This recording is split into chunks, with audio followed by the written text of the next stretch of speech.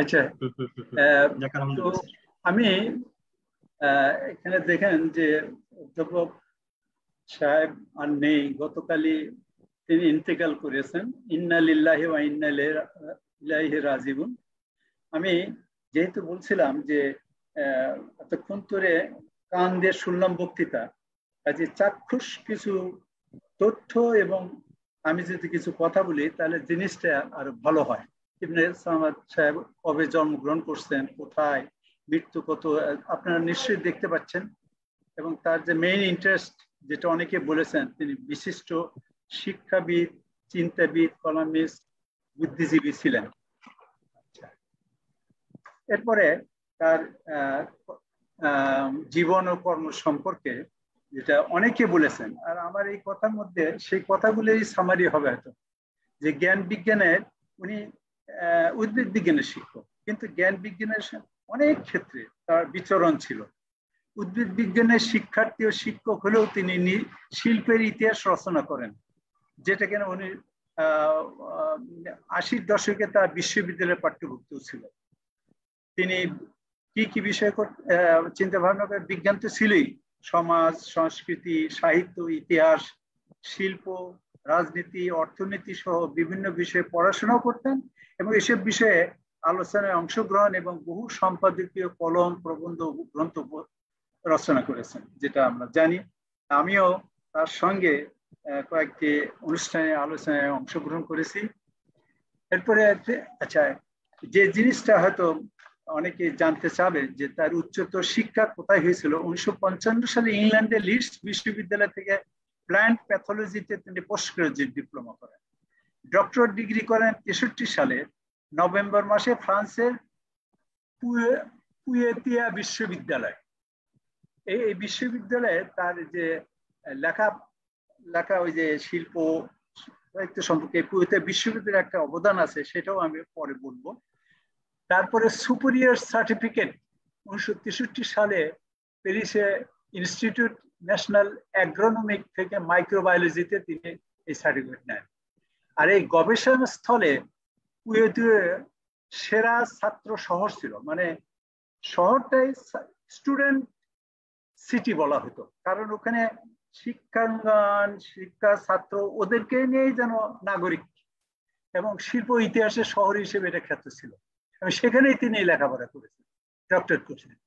এছাড়া প্যারিস শহরে নৃতত্ত্ব জাদুঘর আছে, সেই জাদুঘরে অনেক সময় কাটিয়েছেন ডক্টর ইবনে গোলাম সামাদ। এই ধরনের চারণ ক্ষেত্র তার নৃতত্ত্ব, সাহিত্য, শিল্প সম্পর্কে জ্ঞানার্জনের পথ প্রশস্ত করেছে, বুঝতে পারলেন। আর বিভাগে যোগদান করেন তিনি রাজশাহী বিশ্ববিদ্যালয়ে। প্যারিস থেকে 7 সেপ্টেম্বর 1964 সালে তিনি একটি হাতের লেখা চিঠি পাঠান, যে চিঠিটা আমি আমার তার জীবনী সম্পর্কে যে প্রবন্ধটা লিখেছি, যেটা সপ্তাহের মধ্যে প্রকাশ হবে, ওইখানে চিঠির কপিও আছে, হাতের লেখা। 64 সালে রাজশাহী বিশ্ববিদ্যালয়ের উদ্ভিদ বিজ্ঞানে প্রভাষক পদের জন্য দরখাস্ত করেন। আর নিযুক্তি পেয়ে 64 সালের 11 নভেম্বর ওই উদ্ভিদ বিজ্ঞানের প্রভাষক হিসেবে যোগদান করেন। সে সময় আমি পদার্থ বিজ্ঞান বিভাগের 2য় বর্ষ অনার্সের ছাত্র। 68 সালে জুন মাসে আমি শিক্ষক হিসেবে, জানুয়ারি মাসে 67 শেষে শিক্ষক হিসেবে যোগদান করি। এ সময় পদার্থ বিজ্ঞানে তার সাথে বেশ কয়েকবার দেখা হয়েছে। আমি একটা ঘটনার কথা মনে করি, যে উনি এমন, যেটা মাহবুব সাহেবের কথা আসছে এবং আর কার কথায় আসছে, যে তা নিজেই চিন্তা ভাবনা করতে গিয়ে হাঁটতেন। তারই একটা উদাহরণ, যে ফিজিক্স ডিপার্টমেন্টে উনি ঢুকতেন, তো কিছু ক্লাসও হতো, আলোচনার জন্য আসতেন, যে ওনার 2 পায়ে 2 ধরনের স্যান্ডেল দেখে আমি তখন বারান্দায় দাঁড়িয়ে আছি, উনি ঢুকছেন, দেখি যে 2 পায়ে 2 ধরনের স্যান্ডেল।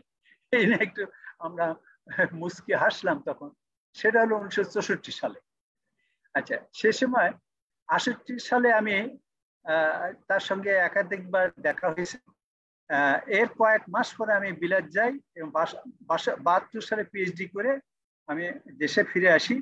এবং আমি এই সময় লন্ডন থাকতে 1971 সালে দেশে মুক্তিযুদ্ধ শুরু হয়। এই সময় ডক্টর ইবনে গোলাম সামাদ কলকাতা চলে যান, শুনেছি সেখানে, এবং যেটা আমাদের সাংবাদিক সাহেব বললেন, স্বাধীন বাংলাদেশ সরকারের মুখপাত্র হিসেবে পরিচিত জয় বাংলা পত্রিকা সম্পাদনা করেন। বিভাগের চেয়ারম্যান হন উনি 1 অক্টোবর 1979 এবং 82 সাল সেপ্টেম্বর পর্যন্ত ছিলেন। প্রফেসর হন 17 আগস্ট 1989 সালে। এবং এটা কি কারণে উনি প্রফেসর এত দেরিতে হলেন আমি জানি না। আমার 5 বছর পরে উনি প্রফেসর হয়েছেন। প্রথম 9 বছর চাকরি শেষে তিনি প্ল্যান্ট ভাইরোলজি উপরে বই লেখার জন্য একটা স্যাবাটিক্যাল ছুটি চেয়ে নেন।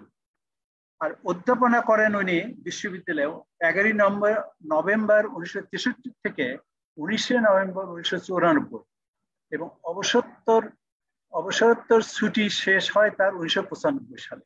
তার মানে উনি 1995 সালে বিশ্ববিদ্যালয়তে চলে যান।